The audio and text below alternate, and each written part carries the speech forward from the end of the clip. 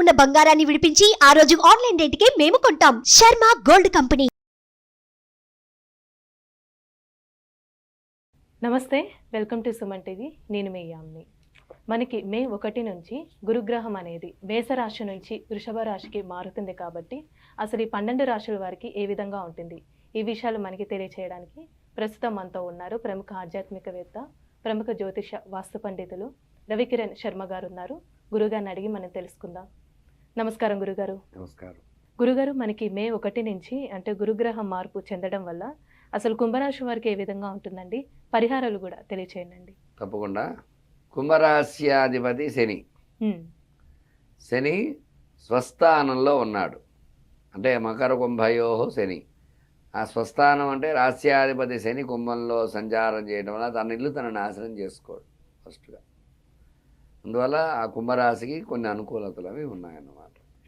అయితే అర్ధాష్టమ గురుడు అర్ధాష్టమంలో సంచారం అవుతుంది. అంటే మే నెల 1వ తారీఖు నుంచి కూడా గురుడు 4వ స్థానంలోకి వస్తున్నాడు కుంభం. తద్వారా గురుబలం తగ్గుతుంది. గురుబలం తగ్గడం వల్ల ఏమిటి, ఏ పని కూడా అనుకూలత తక్కువగా ఉంటుంది. అంటే ఏదైనా పని చేద్దామంటే ఆ పని సరిగా జరగకపోవడం, వ్యాపారం ప్రారంభం చేద్దామంటే ఏదో ఇబ్బందులు కలగడము, ఏదైనా పెట్టుబడులు పెడదామంటే పెట్టుబడులు పెట్టడానికి డబ్బులు సరిగా అందకపోవడం, ఇట్లాంటి సమస్యలు అన్నీ వస్తూ ఉంటాయి అన్నమాట. అయితే జన్మంలో శని ఉండడం వల్ల ఈ రాశి వారికి అనారోగ్య సమస్యలు వస్తాయి. ఖచ్చితంగా కొంచెం జాగ్రత్త వహించాలి, ఆరోగ్య విషయంలో జాగ్రత్త వహించవలసి వస్తుంది అన్నమాట. అలానే ఇప్పుడు ఆర్థికంగా కానీ వ్యాపారస్తులకి ఏ విధంగా ఉంటుందండి? వ్యాపార పరంగా చూసుకున్నట్లయితే జన్మ శని ఏళ్ళనాడు శని ప్రభావం వల్ల కొంచెం ప్రతికూలతలు ఉంటాయి. కొంచెం జాగ్రత్త వహించవలసి వస్తుంది.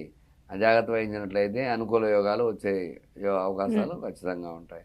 ఎందువల్ల అంటే ఏళ్ళనాడు శని ప్రభావం, తద్వారా వచ్చిన ధనం వచ్చినట్టుగా ఖర్చు అవ్వటము, ఇట్లాంటివి జరుగుతూ ఉంటాయి వ్యాపారస్తులకి. కొన్ని నియమాలు పాటించినట్లయితే కొన్ని అనుకూలతలు వీళ్ళకి వచ్చే అవకాశం ఉంటుంది అన్నమాట వ్యాపార పరంగా. అలాగే విద్య పరంగా అర్ధాష్టమంలో గురు సంచారం వల్ల చదువుకునే పిల్లలకి జ్ఞాపకశక్తి తగ్గిపోతుంది. తద్వారా చదువు సరిగా జరగకపోవటము, అట్లాగే పరీక్షలో ఉత్తీర్ణత సరిగా సాధించలేకపోవడం, అనుకున్న రీతిలో రాణింపు లేకపోవడం, ఇట్లాంటి సమస్యలు వస్తూ ఉంటాయి. కొంచెం జాగ్రత్త వహించాలి, తద్వారా అనుకూలతలు వచ్చే అవకాశం ఉంటుంది.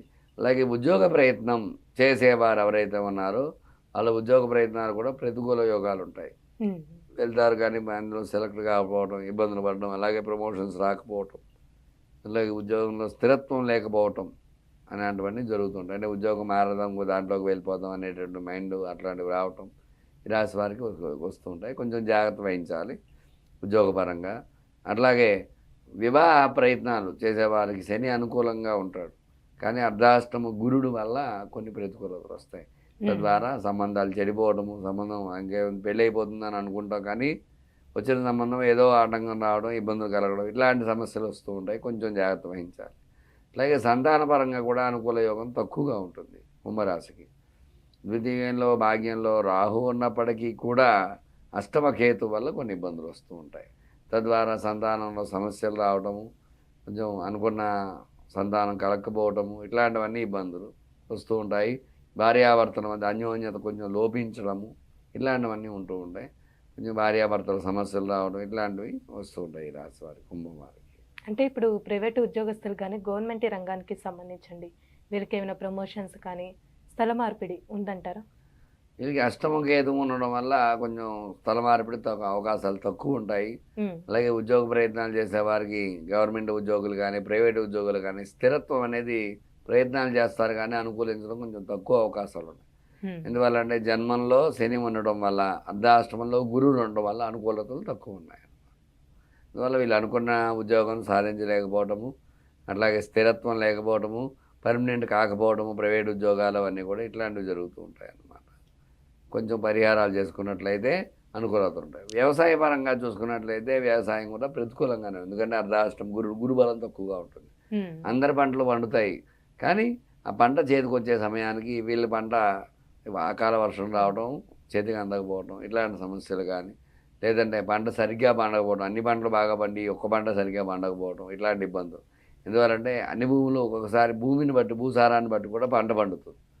ఒకరికి 40-50 బస్తాలు పండితే ఒకరికి 35-40 పండుతుంది. భూసారం తగ్గడము, ఇట్లాంటివి ఏమైనా ఈ రాశిలో ఉండే వాళ్ళకి యోగాలు ఉంటాయి అన్నమాట. అలా కొంచెం జాగ్రత్త వహించినట్లయితే వ్యవసాయం పంట కూడా పండించుకునే అవకాశం వెలుగుంటుంది అన్నమాట. స్టాక్ మార్కెట్ పరంగా చూసుకున్నట్లయితే స్టాక్ మార్కెట్ వారు పెట్టుబడులు చాలా జాగ్రత్తగా ఆచితూచి పెట్టాలి, లేదంటే నష్టపోయే యోగాలు ఎక్కువ ఉన్నాయి. ఎందువల్ల అర్ధాష్టమ గురుబలం లేకపోవడం వల్ల ఖచ్చితంగా వ్యాపార రంగం అనుకూలంగా లేదు కాబట్టి స్టాక్ మార్కెట్ వ్యాపారస్తులు చాలా జాగ్రత్త వహించాలి. అట్లాగే ఈ యొక్క రియల్ ఎస్టేట్ వ్యాపారం చేసే వాళ్ళు ఎవరైతే ఉన్నారో వాళ్ళకు కూడా ప్రతికూలాలే ఉన్నాయి, అనుకూలాలు తక్కువగా ఉన్నాయి. ఎందువల్ల అంటే గురుడు బలం లేకపోవడం వల్ల, అర్ధాష్టమంలో శుక్ర సంచారం, అర్ధాష్టమంలో కుజ సంచారం వల్ల ఖచ్చితంగా రియల్ ఎస్టేట్ వ్యాపారస్తులకి ప్రతికూల యోగాలు ఉన్నాయి. కొన్ని జాగ్రత్తలు వహించినట్లయితే రియల్ ఎస్టేట్ రంగంలో అధిగమించడం, అనుకున్న అనుకూలతలు రావడం ఇట్లాంటి అవకాశాలు ఉంటాయన్నమాట. అంటే పరిహారం అంటే ఏం చేసుకోవాలండి? ఈ పరిహారము అంటే మంగళవారం శనివారం నియమాలు. ఎందుకంటే మంగళవారం నియమం, శనివారం అష్టమంలో కేతు ఉండడం వల్ల మంగళవారం నియమం, జన్మంలో శని ఉండడం వల్ల శనివారం నియమం ఇవి పాటించడము, శనికి నువ్వులు దానం ఇవ్వటము, మంగళవారానికి కేతు ఉలవలు దానం ఇవ్వటము, అట్లాగే ఈ శనికి రుద్రాభిషేకం చేసుకోవడము, శనీశ్వరుడికి జపతర్పణ హోమాలు చేసుకోవడం ద్వారా ఈ శని అనుకూలత కలుగుతాయి. అలాగే కేతువుకి జ్ఞానకారకుడు కాబట్టి గణపతి హోమం చేసుకోవడం ద్వారా ఈ శని కేతు అనుకూలత ద్వారా వీళ్ళ అనుకూల యోగాలు వచ్చే అవకాశాలు ఈ రాశి వారికి ఉంటాయి. చాలా చక్కగా తెలియజేశారండి, ధన్యవాదాలు. ధన్యవాదాలు. సుమన్ టీవీలో మీ పర్సనల్ అండ్ బిజినెస్ ప్రమోషన్స్ కోసం కింది నెంబర్కి కాంటాక్ట్ చేయండి.